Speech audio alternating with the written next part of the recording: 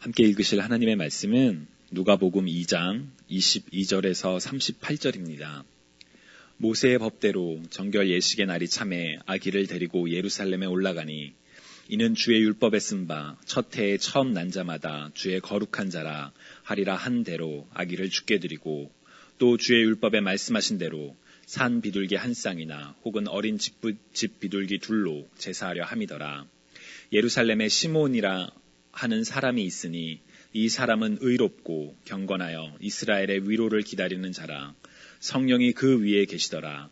그가 주의 그리스도를 보기 전에는 죽지 아니하리라 하는 성령의 지시를 받았더니 성령의 감동으로 성전에 들어가매 마침 부모가 율법의 관례대로 행하고자 하여 그 아기 예수를 데리고 오는지라. 시몬이 아기를 안고 하나님을 찬송하여 이르되 주제여 이제는 말씀하신 대로 종을 평안히 놓아 주시는도다. 내 눈이 주의 구원을 보았사오니 이는 만민 앞에 예비하신 것이요 이방을 비추는 빛이요 주의 백성 이스라엘의 영광이니이다 하니 그의 부모가 그에 대한 말들을 놀랍게 여기더라. 시몬이 그들에게 축복하고 그의 어머니 마리아에게 말하여 이르되 보라 이는 이스라엘 중 많은 사람을 패하거나 흥하게 하며 비방을 받는 표적이 되기 위하여 세움을 받았고 또 칼이 내 마음을 찌르듯 하리니 이는 여러 사람의 마음의 생각을 드러내려 함이니라 하더라. 또 아셀지파 바누엘의 딸 안나라 하는 선지자가 있어 나이가 매우 많았더라. 그가 결혼한 후에 7해 동안 남편과 함께 살다가 과부가 되고 84세가 되었더라. 이 사람이 성전을 떠나지 아니하고 주야로 금식하며 기도함으로 섬기더니 마침 이때에 나와서 하나님께 감사하고 예루살렘의 속량을 바라는 모든 사람에게 그에 대하여 말하니라. 아멘. 지난주에 누가복음 2장 8절에서 20절을 함께 읽으며 아기 예수님의 탄생 소식을 듣고 아기 예수님이 누이신 곳을 찾아가 경배드렸던 목자들에 대해서 함께 이야기를 나누었습니다. 말씀드렸던 것처럼 당시의 목자들은 오늘날 우리가 알고 있는 이미지나 혹은 이스라엘 역사 초기에 있었던 그런 긍정적인 이미지가 아니라 사회적으로 낮고 무시받는 그런 부정적인 이미지가 강했습니다. 바로 그런 목자들에게 처음으로 전해진 예수님의 탄생 소식은 우리로 하여금 하나님의 시선이 향한 곳이 어디인지, 하나님의 구원과 사랑이 필요한 이들이 누구인지에 대해서 많은 생각을 하게 해줍니다. 오늘 우리가 읽은 본문은 지난주 본문에 이어지는 내용입니다. 누가복음 2장 20절에 기록된 것처럼 목자들은 하나님께 영광과 찬송을 돌리며 자신의 자리로 돌아갔습니다. 낯선 곳에서 준비하지 못했던 출산과 천사들의 소식을 듣고 찾아왔던 목자들로 인하여 경황이 없었던 마리아와 요셉에게도 약간의 시간이 흐르고 난 뒤에 일어난 일의 바로 오늘 본문입니다. 누가복음 2장 21절에서 24절을 보면 이제 시간이 지나서 율법대로 아기 예수님은 할례를 받았고 제사장을 통해 정결 예식을 치르려고 예루살렘에 올라왔음이 기록되어 있습니다. 이 상황을 조금 더 자세히 이해하려면 레위기 12장을 살펴봐야 합니다. 레위기 12장에는 산모와 출산에 대한 규례가 기록되어 있습니다. 12장 2절과 3절을 보면 여자가 아들을 낳으면 그 여자는 7일 동안 부정하게 될 것이다. 월경을 할 때처럼 부정할 것이다. 8일째 되는 날에는 아이에게 할례를 베풀어라 라고 기록되어 있습니다. 아기 예수님이 8일째 되는 날에 할례를 받은 근거가 바로 이 레위기 12장입니다. 또한 4절을 보면 피로 부정하게 된 산모의 몸은 33일이 지나야 다시 깨끗하게 될 것이다. 산모는 성물을 만지지 말고 깨끗하게 되는 기간이 찰 때까지 성소에 들어가지 마라고 기록되어 있고 그 이후의 구절을 보면 여자의 몸을 깨끗하기 위해서는 1년 된 양을 번제로 드려야 하는데 만약 그런 형편이 되지 못할 경우에는 산비둘기 2마리나 집비둘기 새끼 2마리를 가져오라고 되어 있습니다. 바로 그 율법에 따라 요셉과 마리아는 아기 예수님을 데리고 성전으로 나왔습니다. 즉 이 시기는 출산 후 약 33일 정도가 지난 뒤에 일어난 일이라는 것이죠. 여러분 중에 부모이신 분들은 이 시기가 얼마나 바쁘고 힘든 시기인지 잘 아시리라 생각합니다. 출산이라는 엄청난 고통을 겪은 산모는 몸을 추스려야 하는 시기이지만 동시에 갓 태어난 아이를 먹이고 돌봐야 하는 시간입니다.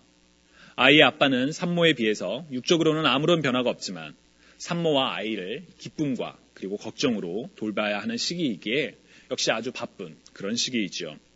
그런데 이 부부 요셉과 마리아에게는 조금 특별한 상황이 있습니다. 그것은 이 태어난 아이가 성령을 통해 계시되고 잉태된 아이이며 천사들의 계시 속에서 그리고 목자들이 천사들의 소식을 듣고 찾아올 정도로 아주 특별한 배경을 지닌 아이라는 것이지요. 그렇다면 이 어린 신혼부부는 그런 인식을 가지고 있었을까요? 이 질문에 대한 답을 생각하기 전에 아기 예수님의 모습에 대해 우리가 조금 더 생각해 볼 필요가 있습니다. 어떤 분들께서는 아기 예수님의 탄생을 그린 이미지나 다른 영상물들로 인해서 아기 예수님은 태어날 때부터 아기 때부터 아주 특별한 외모나 어떤 능력을 지니고 있었으리라 상상하실지도 모르겠습니다. 예를 들어 성화를 보면 아기 예수님 머리 뒤에는 항상 환한 후광이 있죠. 혹은 그림 속에 가장 빛나는 존재가 아기 예수님이긴 하죠. 특별한 존재는 어린 시절부터 무언가 다를 것이라는 기대감. 사실 그런 기대감을 가장 잘 보여주는 예 중에 하나는 바로 불교의 석가모니의 탄생 설화입니다. 마야 부인의 옆구리에서 태어나자마자 7걸음을 걸은 뒤에 하늘과 땅을 보면서 천상천하 유아 독존이라고 말했다는 설화가 있죠. 무언가 특별한 존재는 어렸을 때부터 다를 것이라는 그런 사람들의 바램을 잘 형상한 그런 이야기입니다. 아기 예수님도 그랬을까요? 아니요, 그렇지 않았습니다. 지극히 평범한 아기 중에 한 명이었을 것입니다. 지난 성탄 예배 때 우리 교회에서 3명의 아이가 유아 세례를 받았었지요. 그중 가장 어렸던 아이, 아직 강보에 쌓여 어머니의 품에 있던 그 아이의 모습을 기억하시리라 생각합니다. 너무 작고 귀여워서 어쩔 줄 모르는 그런 마음을 들게 하는 아기, 딱 그 모습이 오늘 본문에 등장하는 아기 예수님의 모습이었을 것입니다. 아까도 말씀드렸지만 아기를 출산한 뒤에 시간이 얼마 되지 않은 이 시기에 새로의 아빠와 엄마가 된 신혼부부에게는 정말 경황이 없는 그런 시간이었을 것입니다. 요셉과 마리아는 아기 예수님을 특별한 존재로 대했을까요? 마치 함부로 손조차 댈 수 없는 그런 신적인 존재로서 예수님을 바라봤을까요? 이스라엘 사람들에게는 하나님은 거룩하신 존재이며 거룩하신 존재를 직접 보거나 만지면 죽게 된다란, 죄로 인해 바로 죽는다라는 그런 분명한 인식이 있었습니다. 천사가 지극히 높으신 이의 아들이라고 불릴 것이라고 했기 때문에 이들 부부는 그 아기를 보지도 만지지도 못했었을까요?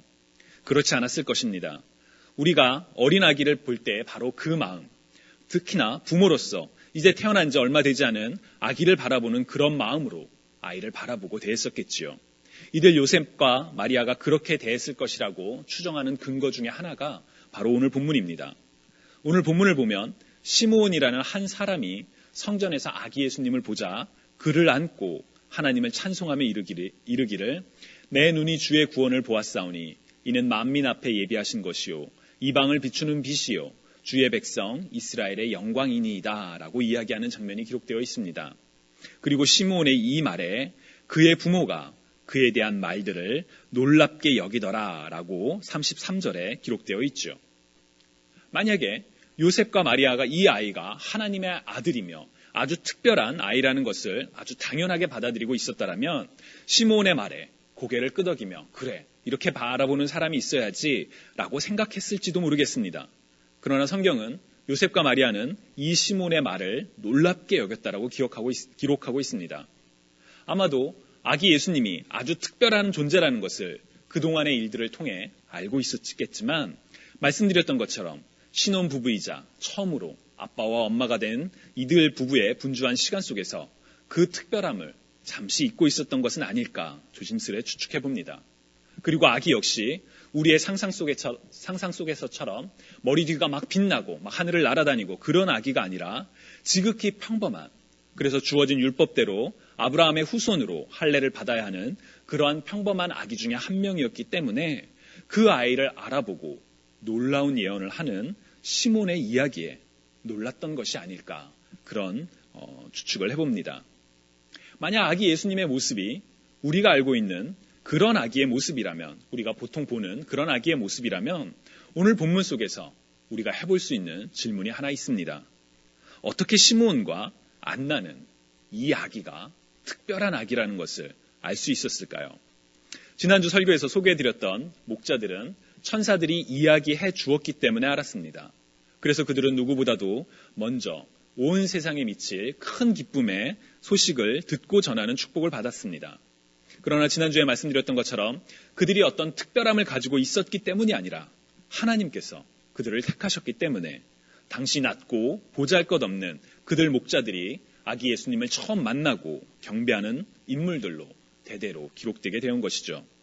오늘 본문 속 시므온과 안나도 마찬가지였을까요? 궁극적으로는 그들 역시 하나님께서 그들에게 알게 해주셨기 때문에 아이의 특별함을 알았을 것입니다.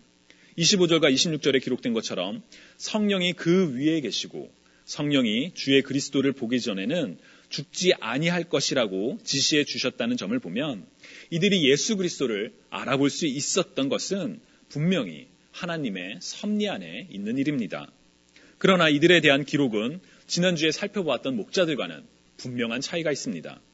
목자들은 아기 예수님의 탄생 소식을 듣고 경배했던 인물들이었지만 성경은 그들이 누구인지 어떠한 배경을 가지고 있는지 전혀 이야기하지 않습니다.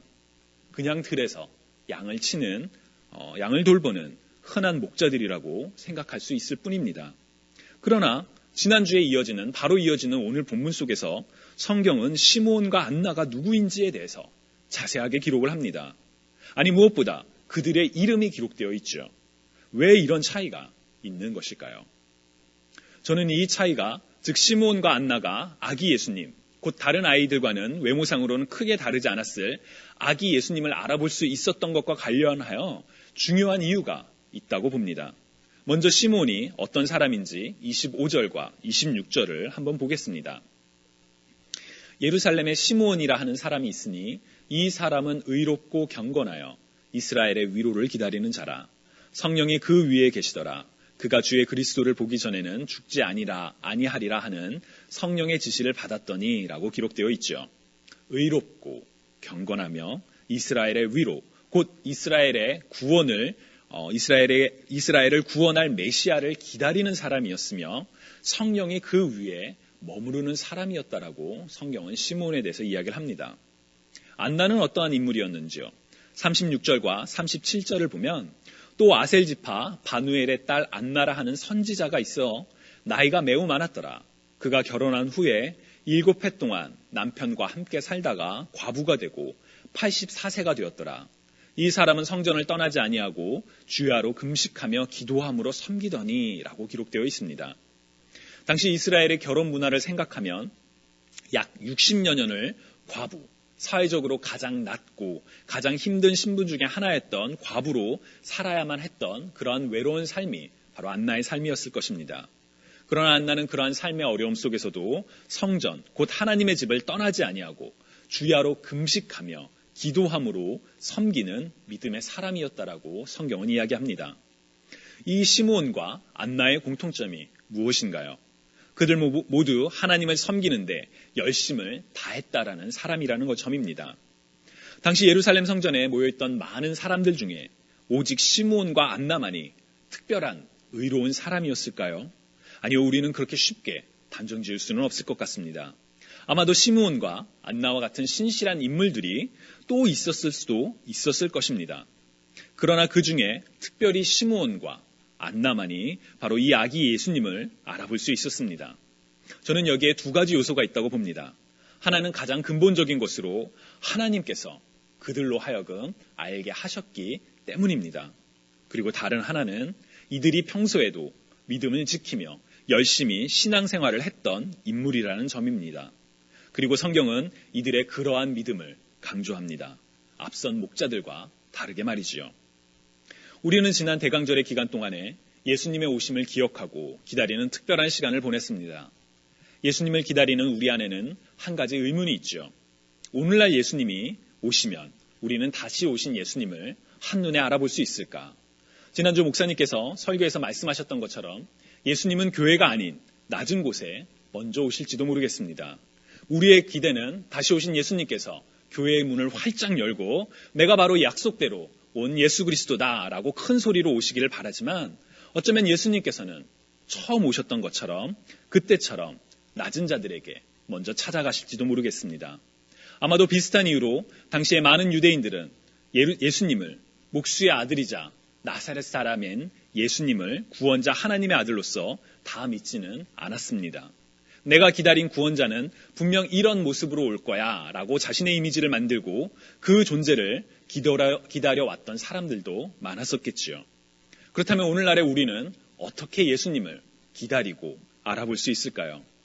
우리는 들판에서 양을 치다가 예수님의 오심을 전해 들었던 목자들처럼 전적인 하나님의 은혜로 알 수도 있을 것입니다.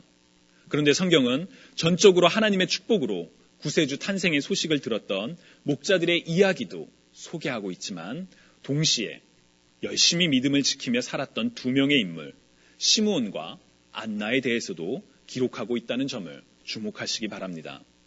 성경은 시므온과 안나의 믿음에 대해 자세히 소개함으로써 어떤 사람들이 예수님을 만났는지 그리고 알아보았는지 분명하게 이야기합니다.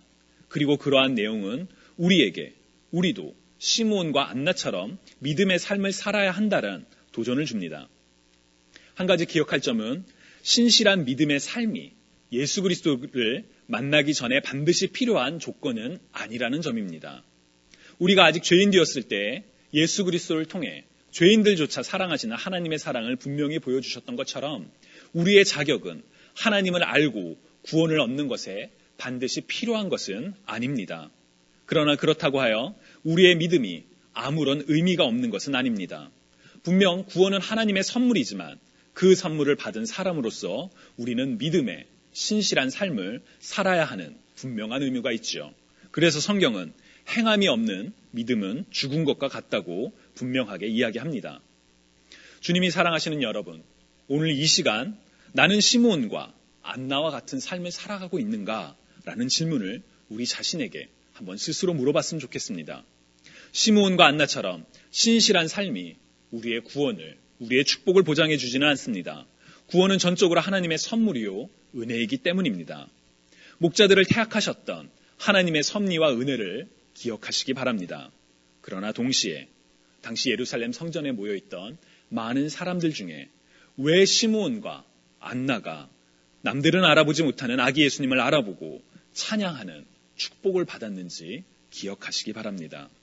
왜 성경이 그들이 누구인지 어떠한 삶을 살았는지 자세히 기록하고 있는지를 기억하며 시므온과 안나처럼 믿음의 삶을 살겠다는 결단이 우리 안에 있기를 간절히 소망합니다. 이제 2017년이 며칠 남지 않았습니다. 지난 한 해를 돌아보고 새로운 새 해를 향한 믿음의 결단을 해야 하는 얼마 남지 않은 소중한 시간들이죠. 이 시기에 이미 하나님의 택하심을 입은 그리스도인으로서 이미 그리스도를 따르는 삶을 살겠다고 결단한 그리스도인으로서 우리가 마땅히 행해야 할 믿음의 삶을 살아왔는지 한번 돌아보시면 좋겠습니다. 그리고 지나간 과거의 모습을 통해 과거의 모습을 거울로 삼아 새해에는 어떤 믿음의 삶을 살아가야 하는지 결단하는 시간을 가지시면 좋겠습니다. 시므온과 안나처럼 믿음의 삶을 살기를 결단하고 또한 그러한 삶으로 말미암아 시므온과 안나에게 임했던 축복, 곧 이 땅에 오신 아기 예수님을 알아본 것과 같은 축복이 우리 삶에도 있기를 주님의 이름으로 간절히 축원합니다.